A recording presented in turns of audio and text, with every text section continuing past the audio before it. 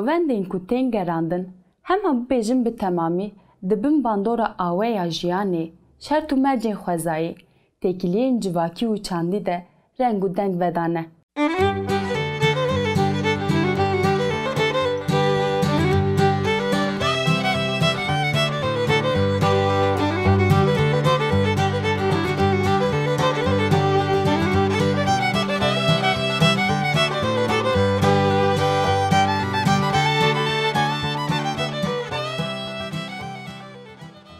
Li Kurdistanê govend hem ji milê rastê ve hem ji milê çepê ve tên gerandin.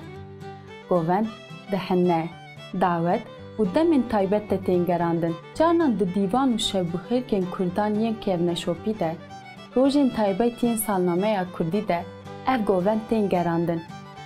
Govend dem û dewara Kurdan e ku serpêhatî û hestiyariya kurdewarî lêbar kiriye. Di heman demê de di dem û dewrana nêz de govend bû çanda serhildan û berxwedanê jî.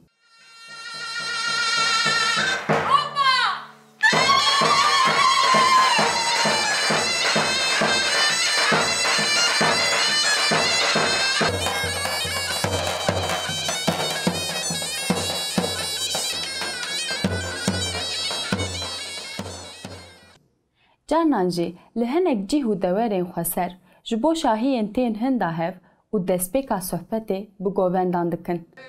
Dûra jî bi muzîkê re dewam dikin. Heta ji bo van sohbetan bi taybetî jî li def û zirneyê jî dixin.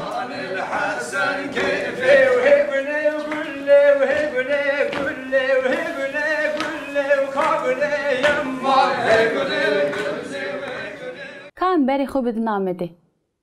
Li Amedê govend bi gelemperî giran dest pê dikin.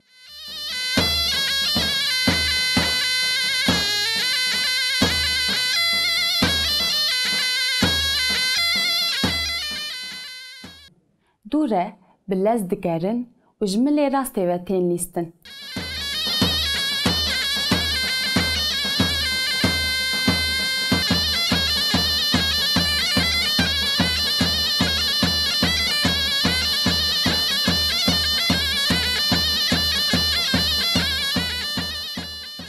Formên govendan bi gelemperî, yekrêzî, beramberî hevdû û yekrêzî, xeleka nîvçe û xeleke.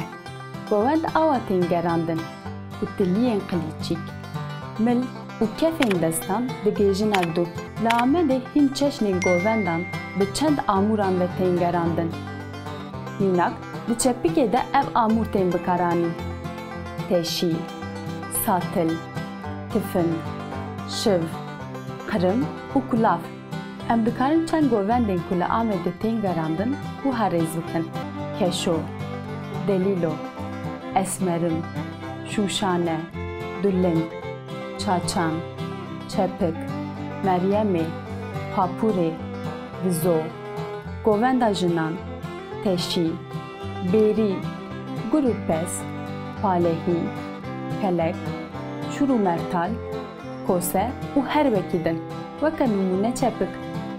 Govend navê xwe ji vir digire ku du kes destên xwe li hev dixin, navê govendê dibe çepik.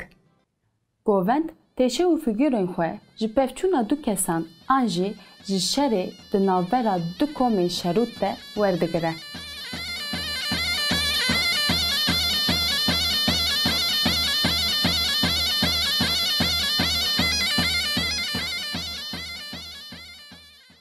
Ango ev pevçûn û şer tên texlîdkirin.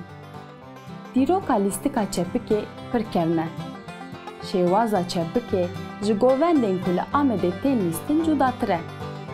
Mînak, hemû govendên Amedê ji bilî govenda çepikê tev dest di dest hev de yan jî mil di mil hev de tên lîstin.